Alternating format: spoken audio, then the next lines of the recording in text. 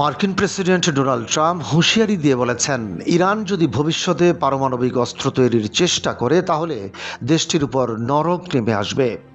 G7 শীর্ষ সম্মেলনে অংশ নেওয়ার সময় তিনি এই মন্তব্য করেন।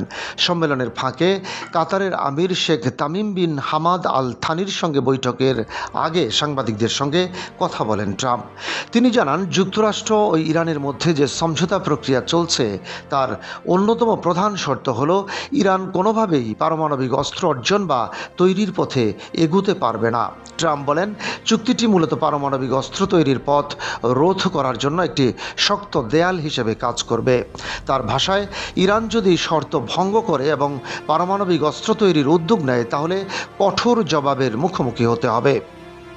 মার্কিন প্রেসিডেন্ট আরও বলেন, তার কাছে সবচেয়ে গুরুত্বপূর্ণ বিষয় হল ইরান যেন কখনোই পারমাণবিক অস্ত্রের অধিকারী না হয়। তিনি দাবি করেন, সাম্প্রতিক সংঘাতে বহু ইরানি কর্মকর্তা নিহত হওয়ার পর দেশটিতে এখন যথাযথ নেতৃত্ব রয়েছে এবং আগের অযৌক্তিক নেতৃত্ব আর নেই। আল জাজিরার প্রতিবেদনে বলা হয়েছে, আগামী শুক্রবার জেনেভায় যুক্তরাষ্ট্র ইরানের মধ্যে একটি সমঝোতা স্মারক স্বাক্ষরিত হওয়ার কথা রয়েছে।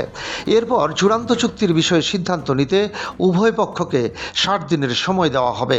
ট্রাম্পের মতে, আলোচনার প্রথম ধাপের তুলনায় পরবর্তী ধাপ আরও সহজ হবে। অন্যদিকে ইরানের সঙ্গে চুক্তির আগে লেবাননে ইসরায়েলের সামরিক অভিযানের বিষয়েও অসন্তোষ প্রকাশ করেন তিনি। ট্রাম্প বলেন, বৈরুতে হামলার ঘটনাটি তার মোটেও পছন্দ হয়নি এবং এ বিষয়ে তিনি নিজের অবস্থান ইসরায়েলকে জানিয়েছেন। হিজবুল্লাহর বিরুদ্ধে দীর্ঘদিন ধরে চলমান সামরিক অভিযানের সমালোচনা করে তিনি বলেন, এসব হামলায় অতিরিক্ত মানুষের প্রাণহানি ঘটছে। তিনি মন্তব্য করেন, একজনকে খুঁজতে গিয়ে পুরো একটি অ্যাপার্টমেন্ট ভবন ধ্বংস করার কোনো প্রয়োজন নেই, কারণ সেখানে অনেক নিরীহ মানুষও বসবাস করে। ট্রাম্প আরও বলেন, হিজবুল্লাহকে মোকাবিলার দায়িত্ব সিরিয়ার হাতে ছেড়ে দেওয়ার পরামর্শ তিনি ইসরায়েলকে দিয়েছেন। তার বিশ্বাস, এ বিষয়ে সিরিয়া আরও কার্যকর ভূমিকা রাখতে সক্ষম হতে পারে। ইসরায়েলের হামলার কারণে চুক্তি ভেস্তে যেতে পারে কিনা এমন প্রশ্নের জবাবে ট্রাম্প বলেন, তিনি তা মনে করেন না। তার মতে, হিজবুল্লাহ ইস্যু একটি ছোট আকারের সংঘাত হলেও ইরান প্রসঙ্গটি অনেক বড় এবং কৌশলগতভাবে গুরুত্বপূর্ণ।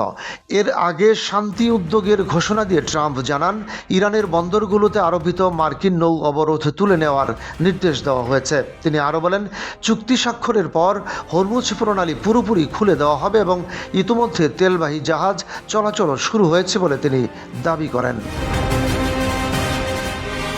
ডেস্ক রিপোর্ট, বাংলাবাজার পত্রিকা।